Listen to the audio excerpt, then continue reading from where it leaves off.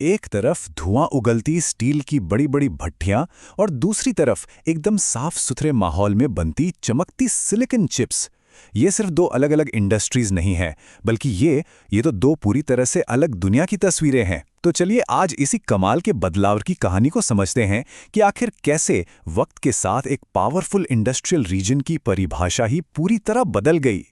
अच्छा, कभी ये सवाल मन में आया है कि इंडस्ट्रीज वहीं क्यों लगती हैं जहां वो होती हैं? मतलब क्या ये सब बस ऐसे ही हो जाता है, किस्मत का खेल है, या फिर इसके पीछे कोई सोची समझी वजह होती है? चलिए आज इसी का पता लगाते हैं। जरा इस नक्शे पर नजर डालिए। ये एक बहुत ही दिलचस्प कहानी बताता है। आप देखेंगे कि इंडस्ट्रियल पावर दुनिया भर में बराबर नहीं फैली है, बल्कि ये कुछ खास जगहों पर कुछ क्लस्टर्स में इकट्ठी हो गई है। नॉर्थ अमेरिका से लेकर ईस्ट एशिया तक ये जो हब बने हैं ना, ये कोई इत्तेफाक नहीं है। इनको बहुत सोच समझकर स्ट्रैटेजिकली चुना गया है ताकि आसपास के इलाके, इंफ्रास्ट्रक्चर और रिसोर्सेज का पूरा फायदा उठाया जा सके। तो ठीक है, इस इंडस्ट्रियल पजल की पहली परत को खोलते हैं और सबसे पहले ये समझते हैं कि इंडस्ट्री लगाने के पुराने नियम आखिर थे क्या। अगर हम इंडस्ट्रियल एज की बात करें तो उसकी रीढ़ की हड्डी थी लोहा और इस्पात। इसे बेसिक इंडस्ट्री या कहें मूल उद्योग का दर्जा मिला हुआ था। और क्यों न हो, मशीनें, बड़ी बड़ी इमारतें, रेलवे लाइनें, सब कुछ तो इसी पर टिका था। ये मजबूत था, टिकाऊ था और सही मायनों में मॉडर्न दुनिया की नींव था। अब ये ब्लास्ट फर्नेस के अंदर जो होता है वो समझना बहुत जरूरी है।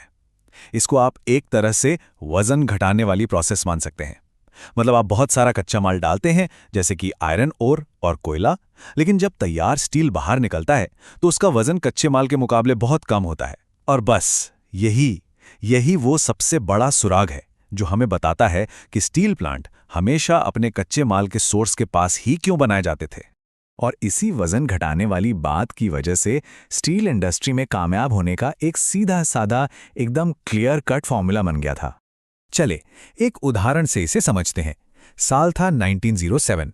जमशेदपुर को टिस्को प्लांट के लिए चुना गया। अब सवाल यह है कि क्यों? जवाब है क्योंकि यहां रिसोर्सेज की एक परफेक्ट ज्योमेट्री थी।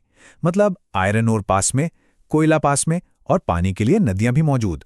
सब कुछ बिल्कुल एक ही जगह। अब जरा एक महाद्वीप से दूसरे पर चलते हैं, अमेरिका का पिट्सबर्ग। इसे तो स्टील सिटी के नाम से ही जाना जाता था। और मजे की बात यह है कि यहां भी कहानी बिल्कुल वैसी ही थी।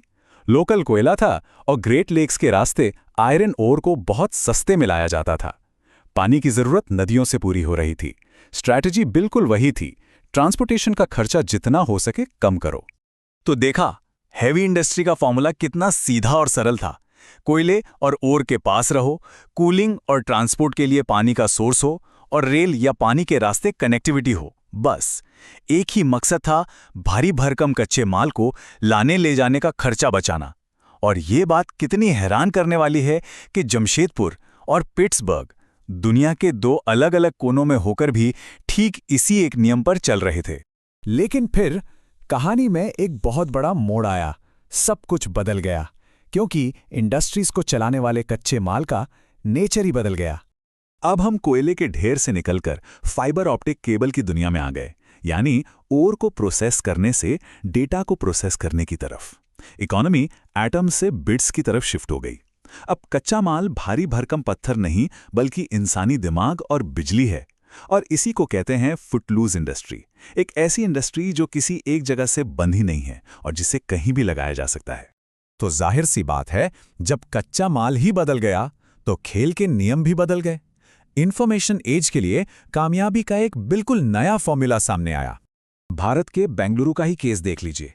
एक जमाना था जब इसे पेंशनर्स का स्वर्ग कहा जाता था और आज ये एक ग्लोबल टेक हब है। ये हुआ कैसे? वजह थी वहां का अच्छा मौसम, बेहतरीन एजुकेशनल इकोसिस्टम, सरकार का सपोर्ट और पहले से मौजूद पब्लिक सेक्टर कंपनियों का बेस। इसी माहौल ने इन्फोसिस और विप्रो जैसी कंपनियों को अपनी तरफ खींचा। और हां, इसका सबसे मशहूर उदाहरण तो खैर कैलिफोर्निया की सिलिकॉन वैली ही है। उसकी कामयाबी के पीछे क्या था? स्टैनफोर्ड यूनिवर्सिटी की रिसर्च, सरकार का शुरुआती इन्वेस्टमेंट और एक ऐसा माहौल जिसने दुनिया भर के बेस्ट टैलेंट को अपनी ओर खींच लिया। देखिए, पैटर्न बिल्कुल वही है। तो इंफॉर्मेशन एज का नया फॉर्मूला अब हमारे सामने है। स्किल टैलेंट प्लस एक बढ़िया रहने लायक माहौल प्लस एक सपोर्टिव इकोसिस्टम। इन तीनों चीजों को मिला दीजिए तो एक टेक्नोलॉजी हब तैयार हो जाता है। अब गोल भारी पत्थरों की ढुलाई का खर्चा बचाना नहीं, बल्कि स्मार्ट लोगों को खुश और प्रोडक्टिव रखना है। तो चलिए अब इन दोनों इंडस्ट्रियल एरा को आमने सामने रखकर देखते हैं कि इस नए दौर के नए नियम आखिर हैं क्या। ये टेबल सब कुछ एकदम साफ कर देती है। देखिए, हैवी इंडस्ट्री का प्राइमरी इनपुट क्या था? कच्चा माल। वहीं टेक इंडस्ट्री का इनपुट है इंसानी दिमाग, पावर सोर्स। हैवी इंडस्ट्री कोयले पर चलती थी, टेक इंडस्ट्री को चाहिए लगातार बिजली। लोकेशन एक लगती थी खदानों और नदियों के पास, तो दूसरी लगती है यूनिवर्सिटीज और अच्छे शहरों के पास। और लेबर, एक को चाहिए थी भारी संख्या में वर्कर्स, दूसरे को चाहिए हाईली स्किल्ड एक्सपर्ट्स। ये तस्वीर इस पूरी एवोल्यूशनरी जर्नी का सार है। हम पिट्सबर्ग की चिमनियों के धुएं से निकलकर बैंगलोर के हरे भरे कैंपस तक पहुंच गए हैं। एक आइडियल लोकेशन की परिभाषा रिसोर्स निकालने से नॉलेज बनाने तक पहुंच गई है। तो आखिर में हम इस एक बात पर पहुंचते हैं कि इंडस्ट्रीज की लोकेशन कोई हादसा नहीं होती, ये अपने दौर के इकोनॉमिक सवालों के जवाब होती हैं। मतलब ज्योग्राफी हमेशा उस जमाने की आर्थिक ज़रूरतों को देखकर तय की गई एक स्ट्रैटेजी होती है। तो हमने देखा कि कैसे फॉर्मूला फिजिकल रिसोर्सेज से ह्यूमन नॉलेज पर शिफ्ट हो गया। तो अब एक बड़ा सवाल सोचना बनता है, आने वाले कल की जो इंडस्ट्रीज होंगी, उनके लिए सबसे ज़रूरी चीज़, वो की इंग्रेडिएंट क्या होगा? आज की ये पूरी पड़ताल understanding industries 2, industrial regions of India and the world पर आधारित थी।